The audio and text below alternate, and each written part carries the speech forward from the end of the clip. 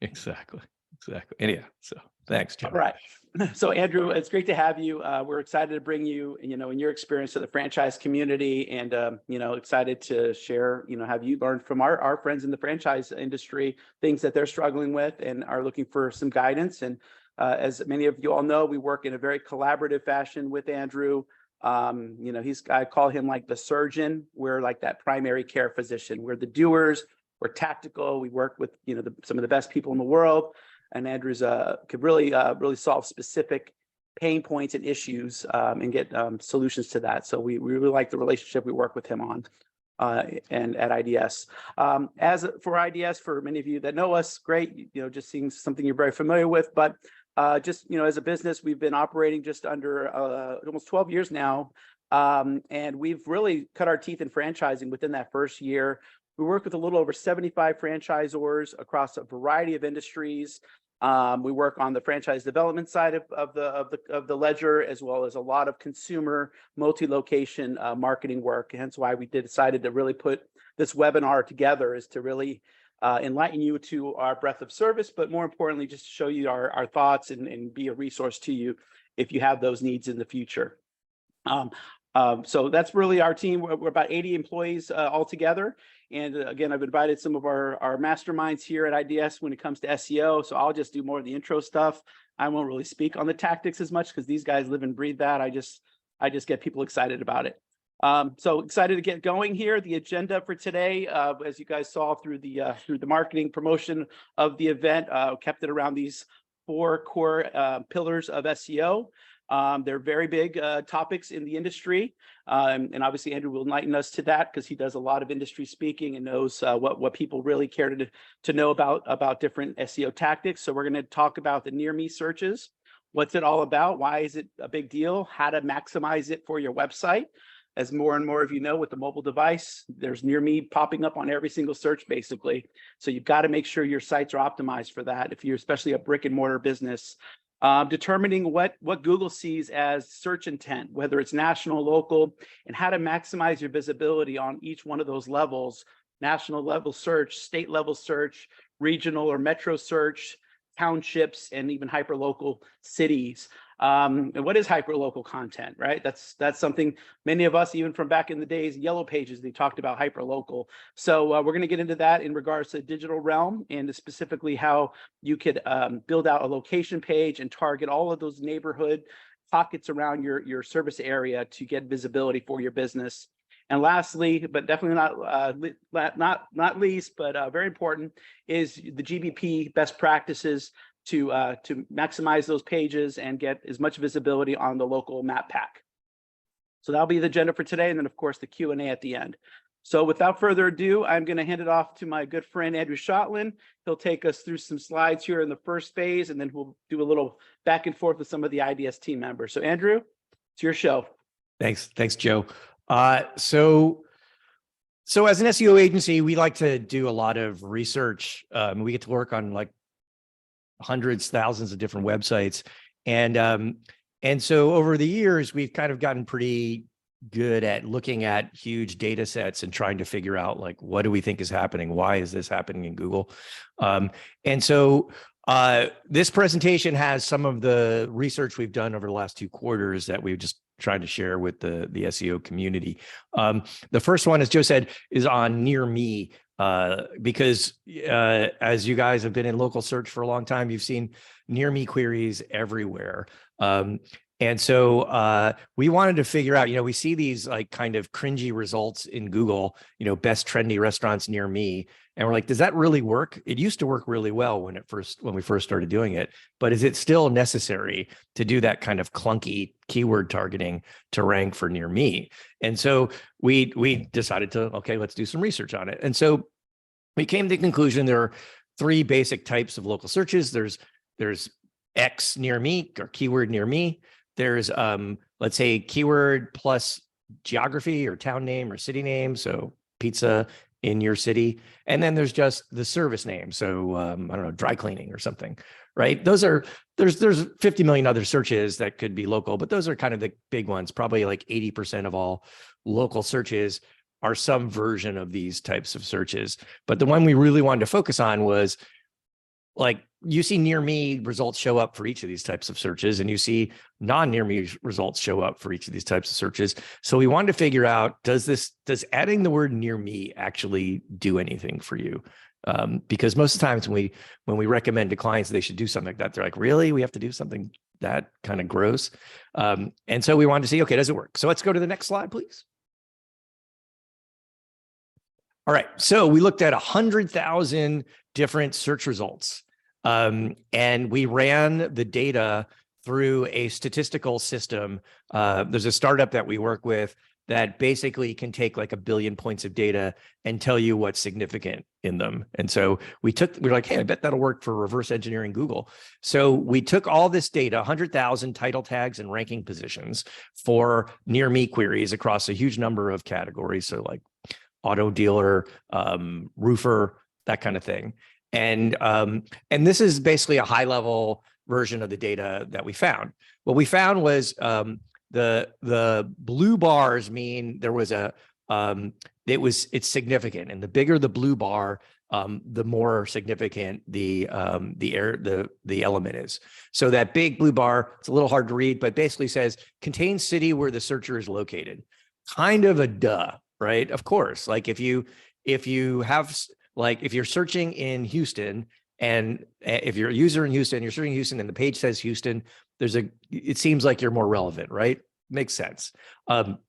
Also contains the state. So Houston, TX or Texas. That's also significant. Contains the city where the searcher is located and contains the state. So city and state together, significant. So just having the state actually works for some of these searches, but better if you have the combination. And then although it's significant, but the least significant thing is contains the phrase near me. And so we found that kind of interesting. It's all kind of obvious in a way, but what this says to us is you don't need to put the words near me in your title tags to rank for near me queries. What you really need to have is the city and state where the searcher is located. And then Google's going to say, oh, that's near that person. Some things that were negatively, like kind of had a negative correlation, basically having too long a title tag. So depending on the device you're on, Google will show only a certain number of characters or pixels for those blue links. And what we found was that if the title was too long, so Google truncated the title, then you were less likely to show up for near me searches. That said, there are plenty of good reasons to do long titles besides ranking for near me searches. Like we found you can put like 200 characters in a title tag and it doesn't affect your rankings for other queries. So don't necessarily say, oh, I need to have this thing super short, but definitely you want to have the city and state. Let's go to the next one. These are actually we show a little bit more detail on some of the different elements. I'm not going to run through those all. You can kind of look at these at your leisure, but basically it goes like, okay, if you have the state and contain near me, that's better than just having contains near me. It's got that kind of thing. So basically what you want to do is avoid overly long title tags and opt for including cities and states in there. By the way, I should note all the data we get for rankings is from a company called Traject Data. They give it to us for free to do this research, so I'm obligated to say they're awesome.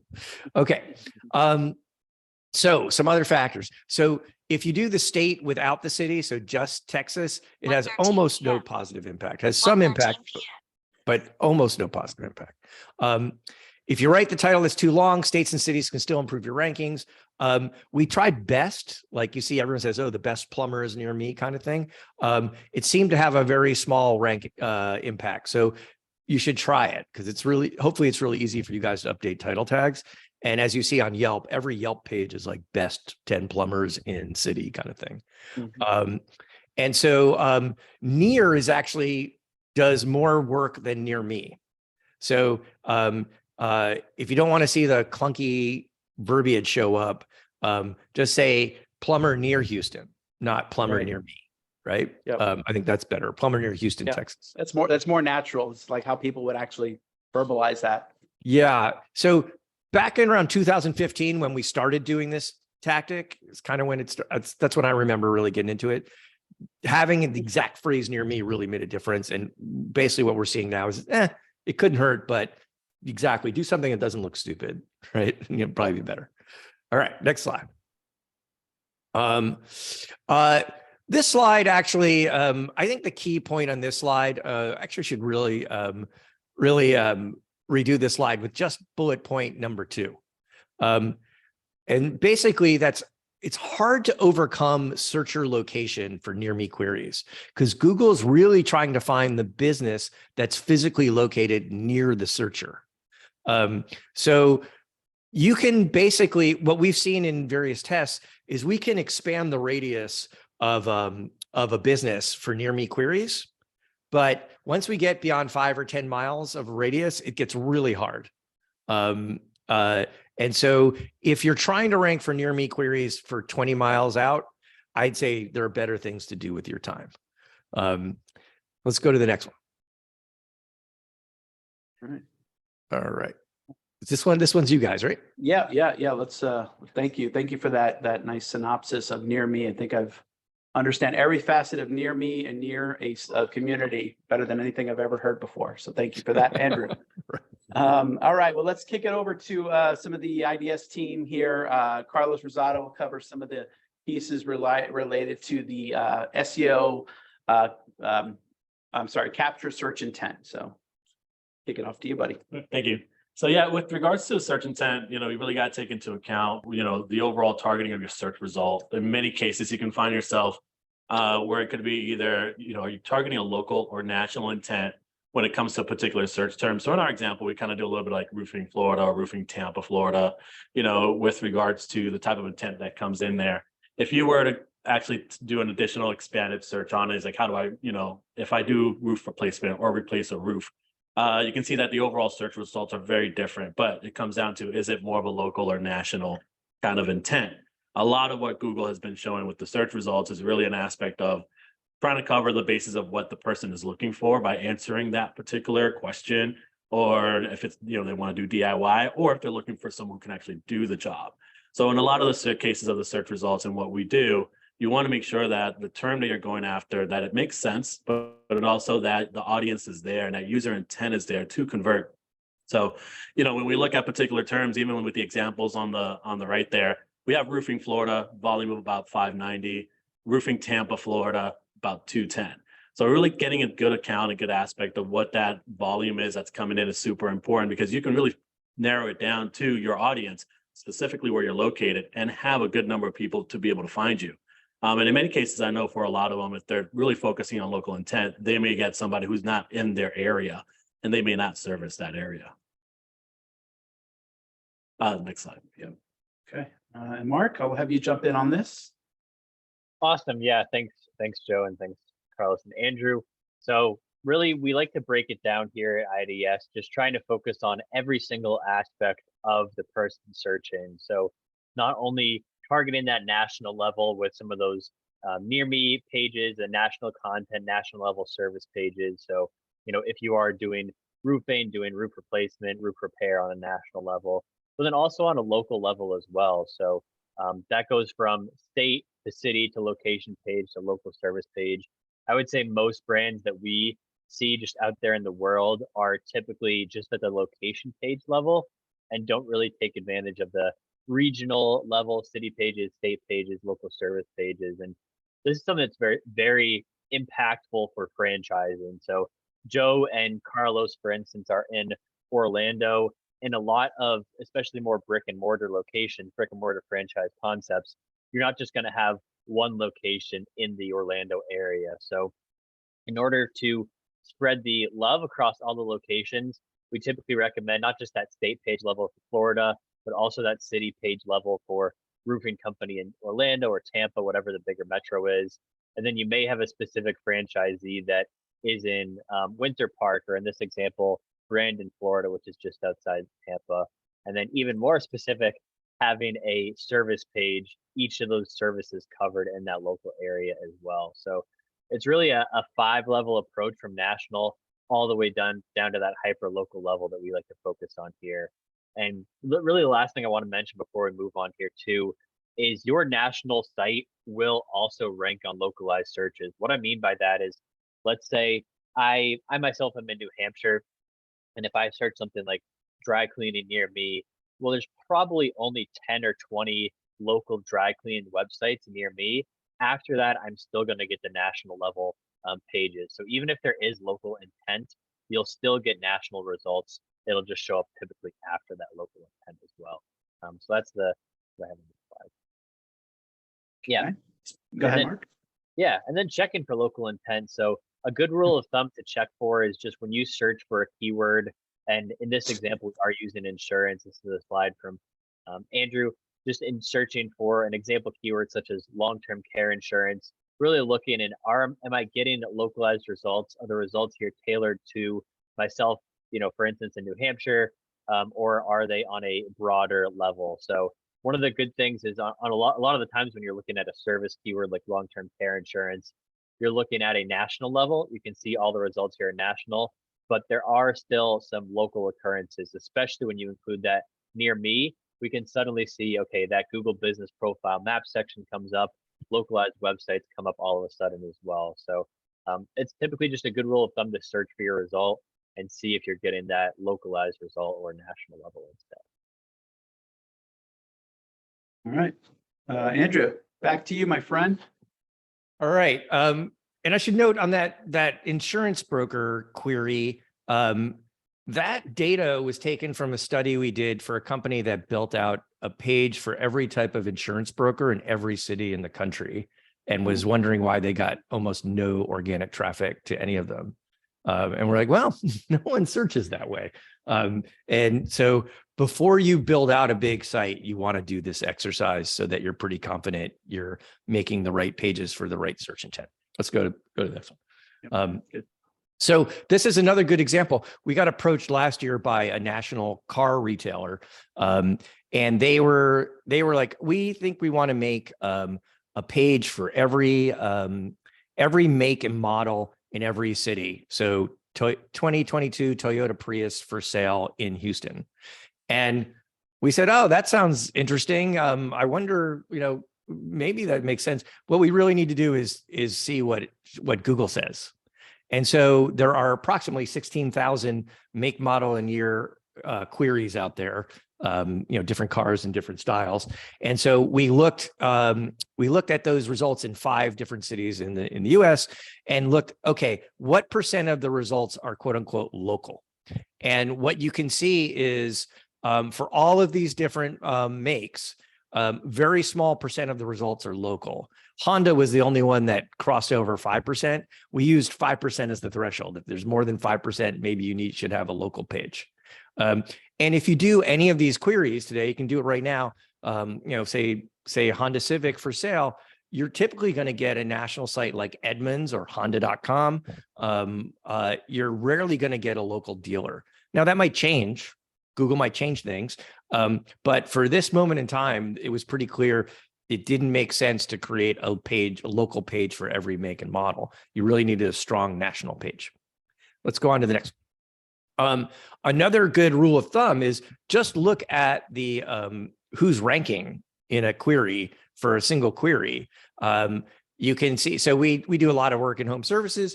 Like this is an example, like you can see for the local intent keywords, the competitors are like Angie.com and Yelp.com, Home Advisor. For the national keywords, it's like Pinterest and House. And so it's pretty clear, just if you know a little bit about the sites that show up, that local intent keywords going to have local competitors and national intent keywords going to have national competitors. Let's go to the next one. And so basically, when you're building out your site and your CMS, you want to do this work.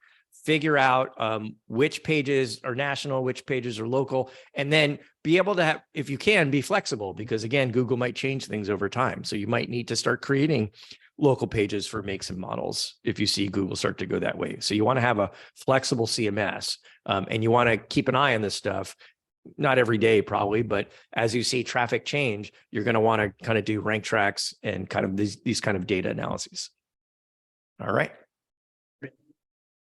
All right, let's jump into a little bit of conversation around the actual page itself and kind of the architecture and, what a good page will need to conform with Google's guidelines and get you ranked in local areas. So I'm going to hand it back over to Carlos, and Carlos and Mark will speak to this.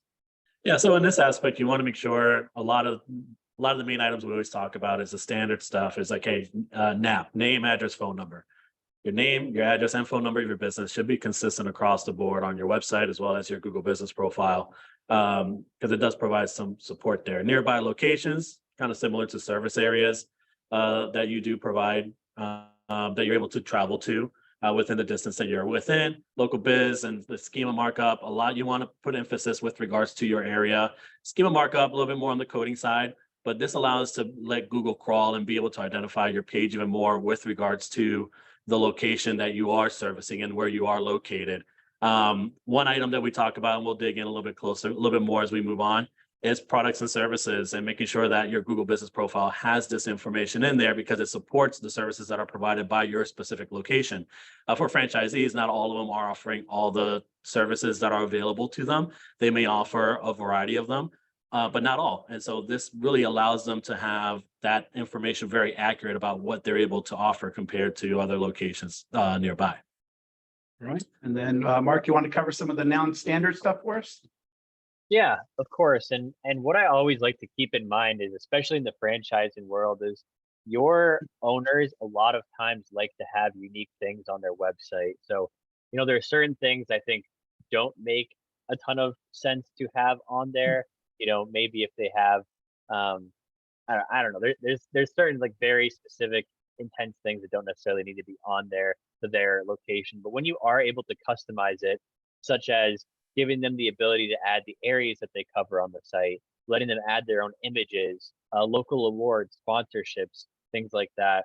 Those would be a great way to personalize the site and just make them a little bit different page to page for Google as well.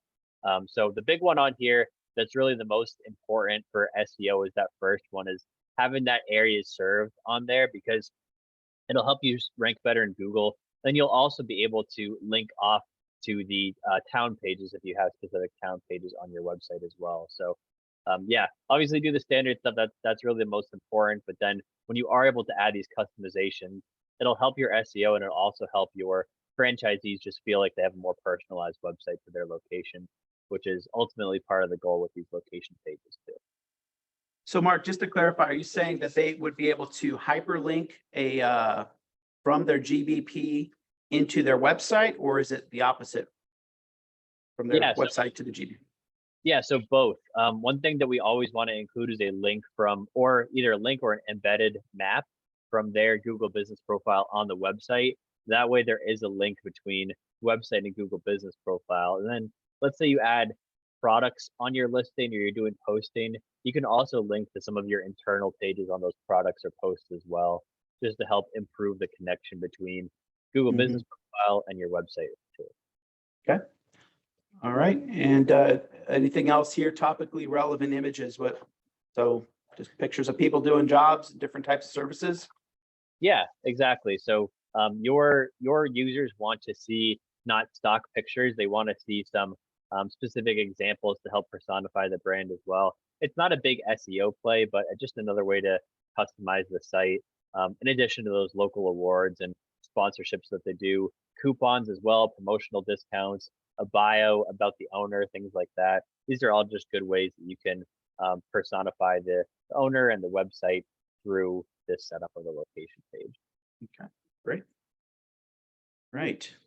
We'll go back over to, I believe this is Andrew's realm here. So yeah, so when Joe started up IDS, one of the first projects we worked together on was answering a question like this, because it seemed to come up a lot for these guys. And the question was, should you have, what's better for SEO, having a single national website or having websites for every location? So local SEO guide Houston, local SEO guide New York, that kind of thing.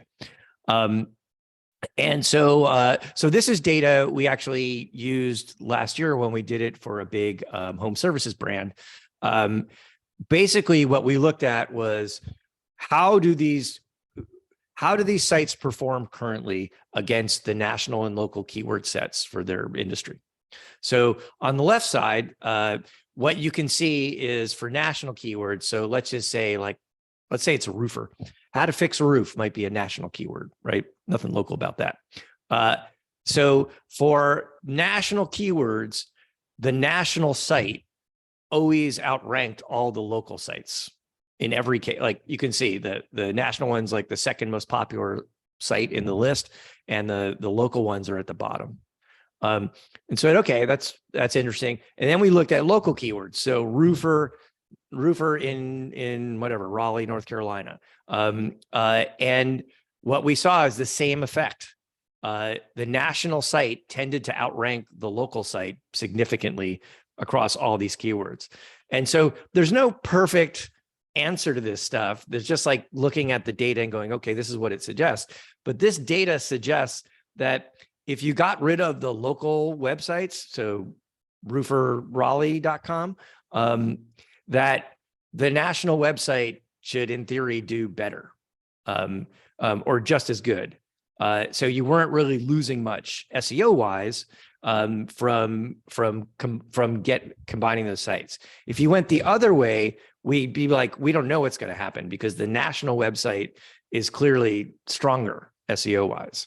So we would suspect to have a negative SEO event if you got rid of the national site and just had everything happen on these local sites. Yeah. So let's go to the next. And on that, just to be clear, you're talking those domains that are standalone. Is when you refer to a local franchisee site, it's not tied under the national domain of All right. XYZ franchise, correct? Yeah. So like AFC Urgent Care San Jose, something like that, right? Versus AFCurgentcare.com. Why don't we go to the next slide and you guys could talk about this fabulous project. Yeah. So great segue. So I'll let Mark and Carlos speak to this. So since Andrew did comment, this is one project earlier, about a year and a half, 2 years ago. We worked on the pre and post migration project for a fairly large urgent clinic with hundreds of locations. And Mark Hite, who's our franchising marketing manager, really it was very pivotal in getting that migration done with Andrew and some of our team members. So Mark, I'll have you speak to, what the best practices were and how we were able to achieve such success with this specific brand. Yeah, of course. So just for some info on this project, I know we have some of the AFC team members on here as well. We went from, there's about 300 locations in the system. And when we started, there were maybe 250. And so 150 or so of these were already on their main domain, which is afcurgentcare.com. So they were already on there. It was just afcurgentcare.com/location1, /location2, et cetera, et cetera. Then we had a number of maybe 80 or so other locations, other websites that had their own domain. So going back to Andrew's example, AFCurgentcare, sanjose.com, AFC, brooklyn.com, et cetera, et cetera.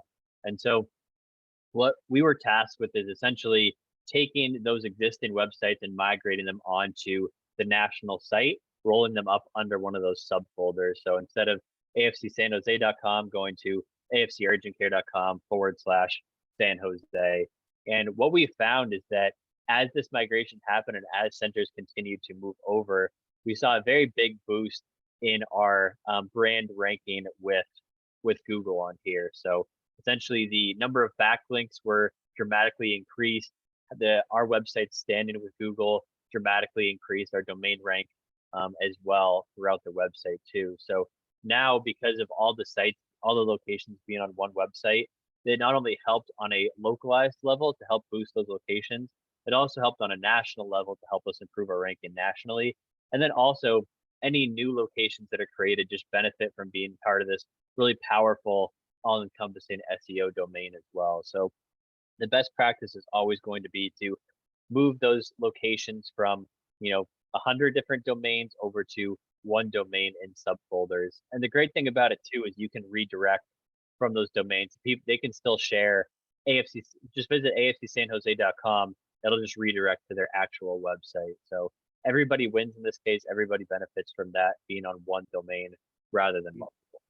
Right, and also the number of keywords start to evolve now. You've got more pages, so obviously more services are being visible on search engines and more keywords that attract more, in this case, more patients. But the other piece is also maintaining equity that they have attained with the redirects and the proper post check. Make sure you get the full SEO juice back to the new pages. So it is a process, a lot of planning and strategy, and we know in the franchise space this is very, very commonplace. And so why we wanted Andrew and our team to come together is to share that there's definitely light at the end of the tunnel when you go through migrations, but it is a process and you have to plan it out quite well. All right, I'll let you can continue on here. I believe Andrew or. Oh yeah. So a couple of things that you want to make sure that you avoid is, spending time, focusing too much on the local content if there's no local intent. So kind of what we talked about, if you do a particular search, there's a good chance that it's going to fall on a national level. You may never show up for that. It may be dominated by directories and things like that. And so it does make it a lot more difficult. So really strategize, think about it, kind of like what Andrew said, figure out if it makes sense. That way your budget is used appropriately. You want to make sure having a local page without a physical locations listed. This is one that we deal with a lot because a lot of locations don't have an actual physical location, but it's good to have the service area and what areas you do service around it. So many small businesses fall into that space where they, is it worth having a location page if I don't have a service area? In some cases, yes, some cases, no. But again, if it falls into, does it make sense with regards to that search intent that's happening? You have a set budget, so you want to make sure you leverage that the best way that you can. You don't want to spend too much time on just one aspect of it. You want to be able to move it into other areas as well. Look at the search results and make sure that it makes sense. If the service is eligible for your Google business profile, create a sub page about it. If not, then think about it and really do the research, or like with us, we can do the research and figure out if it makes sense. Great. And on that, we'll segue into some really interesting work and findings regarding hyperlocal pages that are within the site and how that ties into Google business profiles. You'll see some interesting graphics here of what we call geogrids, which are one of the tools we are able to measure the local map pack rankings, whether it's a service area business or brick and mortar. And so we're excited to share some of our findings and recommendations. So I'll have you start the conversation here, Mark. Awesome. Yeah. And so what we look at when evaluating these local areas is just trying to figure out search intent in each of them. And I believe this is a slide from Andrew here that we did. And so we like to look at the various cities that surround a location. So using that Tampa example, there's other towns that surround it, like Brandon, like Temple Terrace, like Palm Harbor, or Clearwater, St. Petersburg, things like that.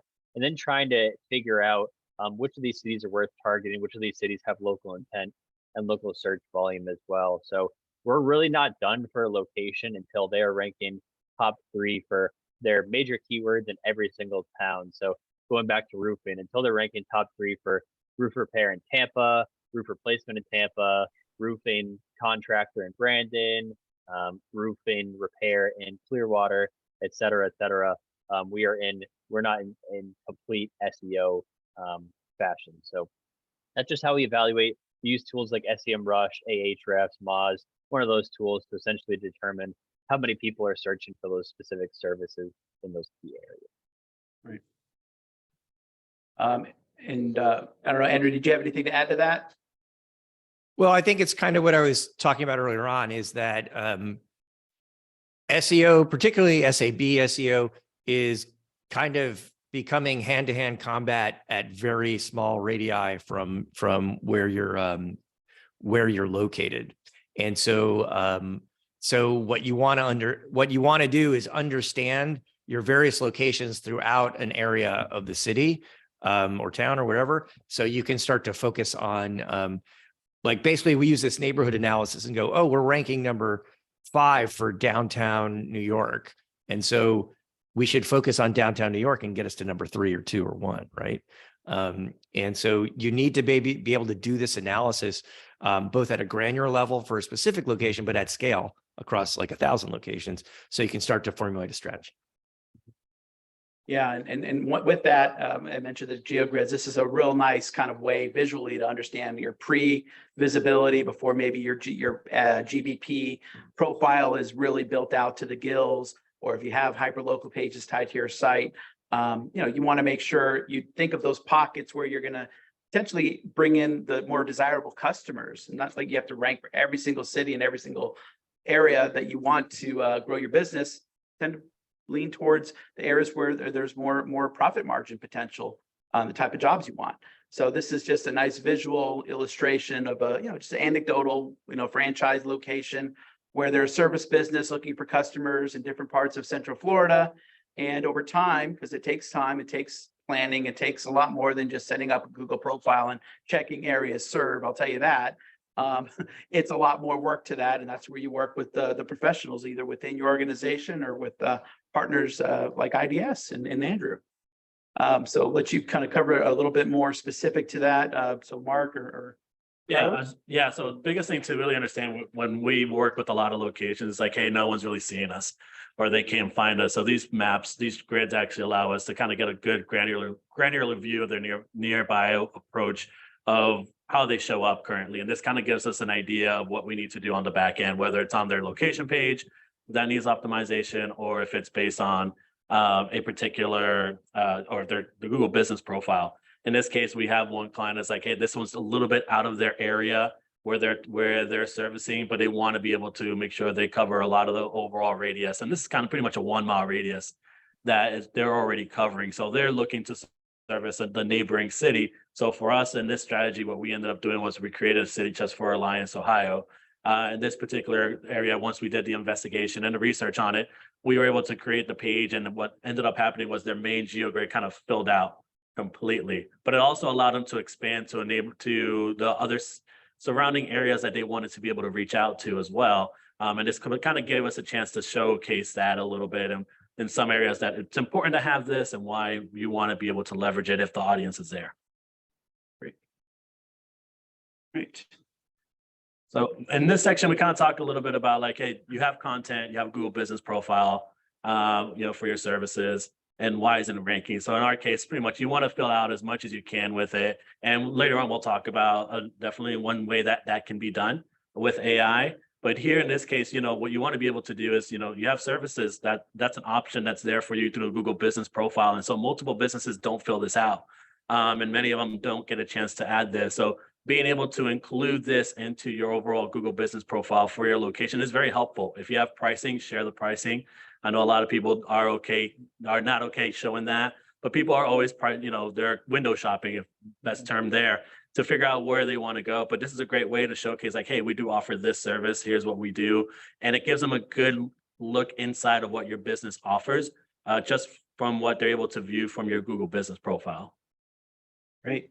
We actually have a question. So I'll word the question and it'll be open to, Andrew or Carlos or Mark. So Rob asks, what should be done to gain localized visibility for a business that has a physical location in a city, but serves a radius, say up to 60 miles away?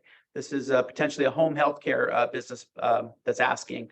So what is the best way to show up in areas 40 to 60 miles away when it comes to GBP or SEO strategy? I'll let you, Andrew, Mark, or Carlos, any of you three want to answer that? Sure. Paper, rock, scissors. Paper, rock, scissors.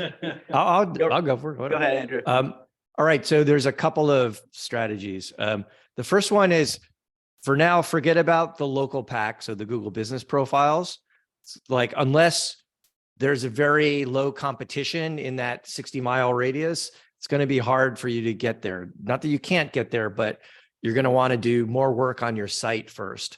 Yes. So I'd advise create a really good page for all of the locations that you want to target, maybe even the neighborhoods.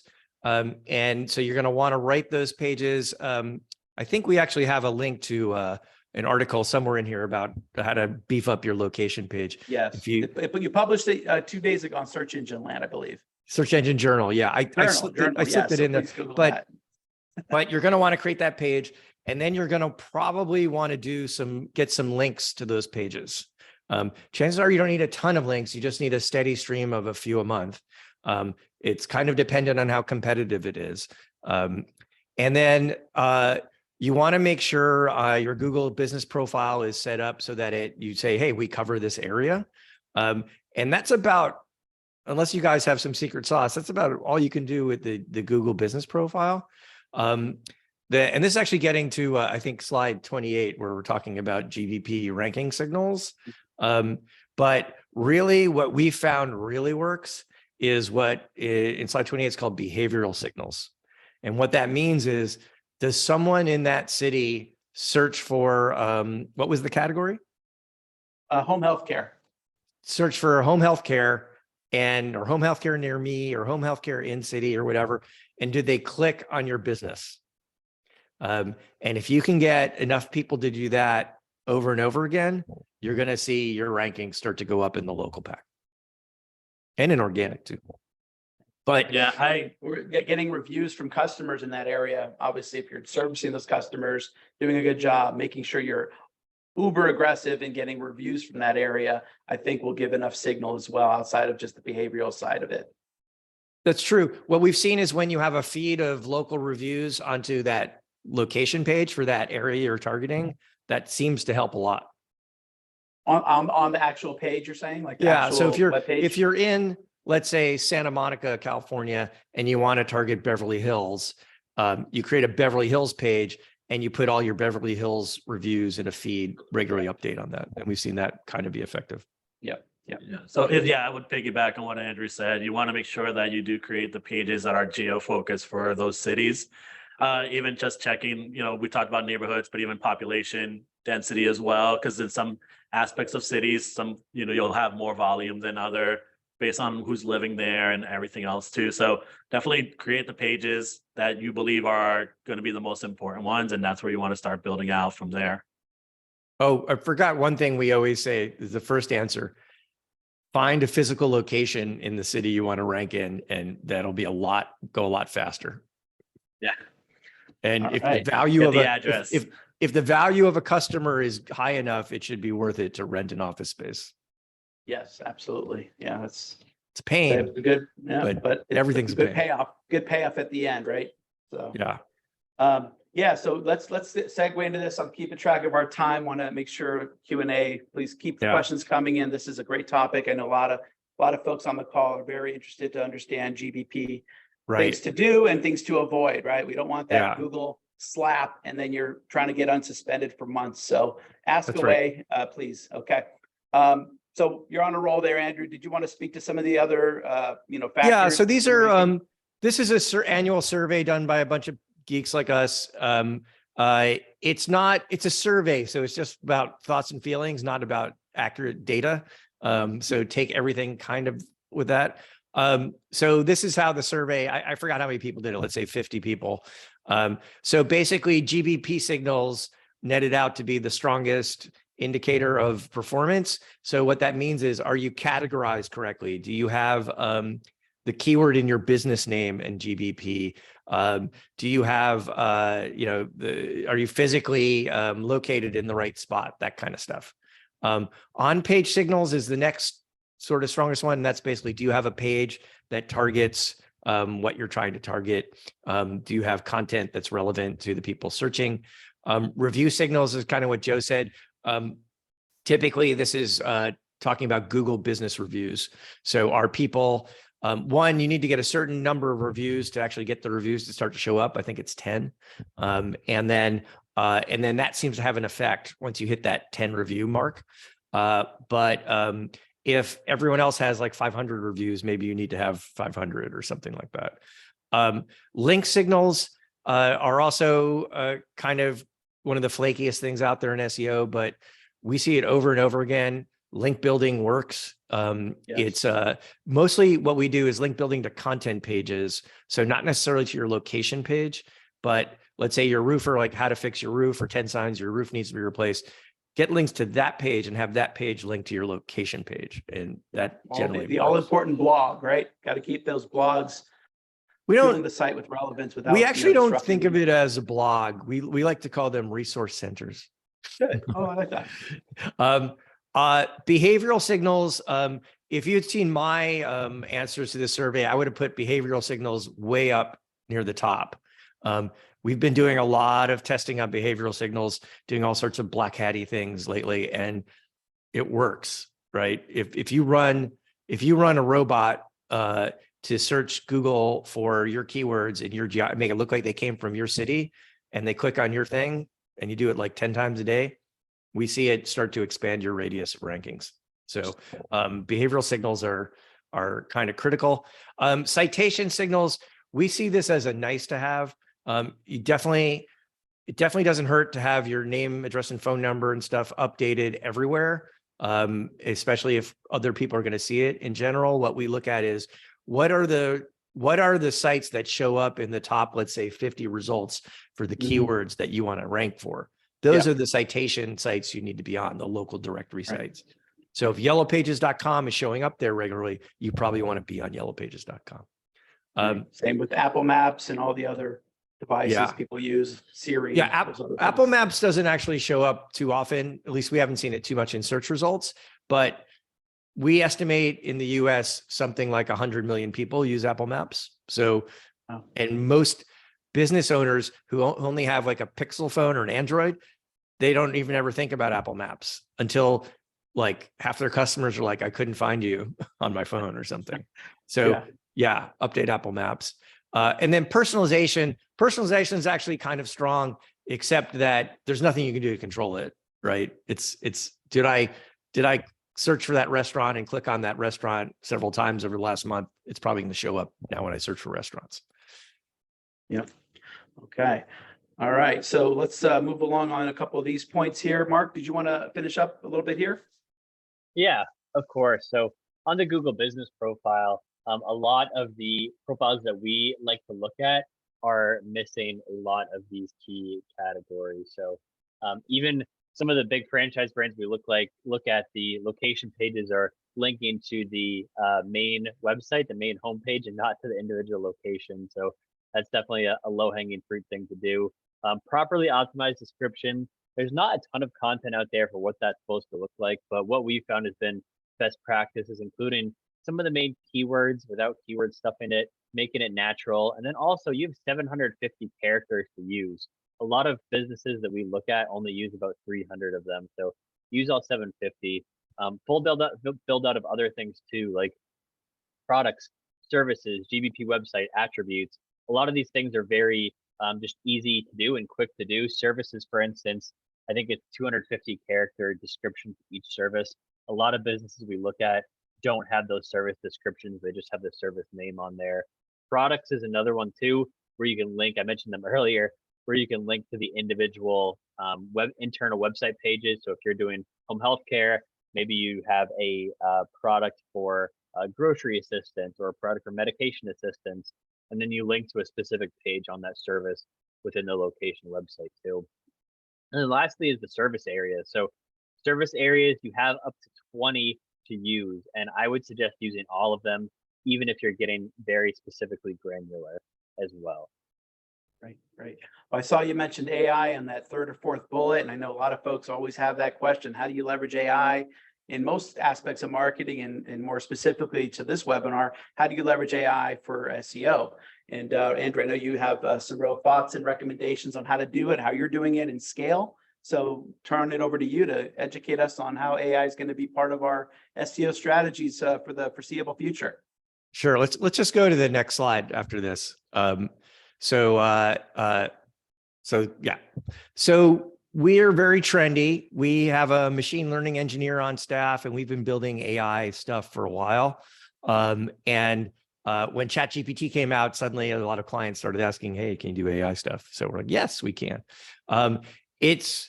It's no riskier than creating a lot of pages that have crappy content on them, right? The trick is creating a lot of pages that have good content and using AI to do it at scale cheaply. And so that's what we've been focused on. And here's a high level, our approach. We really like to use it for location pages because location pages are somewhat templated.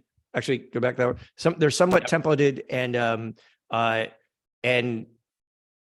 basically you have to chunk up your prompts for AI to make it work well, or else you just get garbage all the time. So basically, here's how it works. We basically train our AI model on well-ranking location pages in Google. Like if we're targeting roofers, we'll go look at here are the top ranking roofer pages in Google for all the markets we're targeting. We'll put that into our, use that as training data, meaning we put it into a system and say, hey, make a page like this. That's kind of what AI understands. We don't want to write a whole page. We want to basically write, just write 3 sentences on like the fact that where this business is located. Just write 3 sentences on what this business does, that kind of thing. We're also use data that we can get from the client or data that we can find. So as an example, if they're near the airport, maybe that's something we want to know. Or if they won some award, maybe that's something we want to know. And we put all this stuff into kind of our model, and then we run a test. And we keep tweaking it until we get it to a point where we think the content's pretty good. Then we give it to a human editor and they review it. And then we say, okay, this seems to work. So when the first one works, we send it to the client for approval, comes back. Now we do a bigger batch. Again, we have human editors go through it, go, does it work? We do all this fact checking, grammar checking, plagiarism checking, and AI detection checking. We don't want it to be detectable by an AI detector. Right. And so the key to this is really using human beings. You can't get around it unless you just want to blindly publish. But using this system, we this quarter published or created roughly 10,000 location pages for clients very quickly. Like one of them we did, I think 2,000 pages in like 5 days because they were, I don't know, they had a gun against their head or something. And so, and the pages that came out are all pretty fine. Like they're location pages. They don't need to be Shakespeare. So, so anyhow, so there's a way to do it. You have to be very deliberate. You can't just hit, hey, write a location page for me. You have to really have a system to do it. But we found that this brings the cost of creating pages like these down considerably. What's great about this is that franchises do conform with guidelines, and there's not tons of distinction between a franchisee A versus franchisee B. So I feel AI is a perfect tool to kind of bridge the gap of a location page, but also providing some of that uniqueness and that human touch, which we all agree, especially those in the franchise business. You've got to have that human element. Franchisees need that hand holding, and that's what we're here to do. You can't set it and forget it. Right. Yeah. But if you're interested in this, you have some geeks on your staff. When you get the slide deck, there's a list of the tools that we used. Oh, yes. Right here in the notes section. Sorry. This next slide is really just kind of a ideation of, this is kind of where I think AI is going. I think it's going to be like an IVR thing for e-commerce, at least, where it's going to guide you along a journey to get you to like either buy it online or set an appointment online or call this person. So it's going to keep asking you questions like, hey, my roof's leaking. Oh, when was the last time you had your roof done? What kind of roof? All that kind of stuff. And so I think this is where it's going. And of course, there'll be monetization opportunities for Google inside of there. But it also means there'll be leads for businesses like yours. All right. All right. So I want to give our key takeaways here, Andrew, then we'll get into a little bit of some of the giveaways we've got for everyone. Yeah. I think the key takeaway, we don't have to read all this stuff. I think it's the key takeaway is you just have to be very deliberate with this stuff and look at your particular situation and look at what Google is showing you, and have a way to be able to look at it at scale to make decisions about your SEO program for your business. And yeah, that's pretty much it. And I think you covered this in your description, but just to reinforce, how do you feel AI will change SEO best practices for years to come? Can you just maybe message that one more time for everyone on the call? So I don't think it's gonna. Something will change for sure because the experience will change, but I think ultimately, AI content is going to be about basically it scrapes the web to figure out what the right content is. And so the SEO principles are kind of the same. How do I prove to the AI that I'm the best result for this query. And so I don't know how that'll kind of morph and get kind of weird, but if you know anything about how these large language models work, which is the underpinning of all this AI stuff, so it looks at 1 billion pages and then looks at all the ideas and words there and tries to make some kind of guess at these topics belong with these topics. And so what that says to me, for a lot of niche topics where there's not a lot of data, a lot of content, you should become the expert on that topic, because if you create 100 pages about gutters or something, you know, the LLM, large language model, will start to see you as an expert for it and show up. So it's no different than SEO is today. Great. Okay. Good. Well, we've got just a few more minutes, and again, send questions along here if you guys would like to stay on a little longer to get some questions answered. Andrew's here. So a little opportunity for us at IDS. You know, we obviously work with a number of franchise or multi-location sites across, like I mentioned, many industries, and we love to always kind of give a little bit of your, you know, what your site situation might look like, even if you're maybe not planning on a big change to your website right now, or maybe you're in the midst of some things and you might be working with the in-house team. You know, take advantage of the audit we have to offer. We can assess your website from pretty much system or site-wide. We can assess a large number of your Google business profiles. A lot of our clients will ask us, hey, take a look at our location page and dissect it.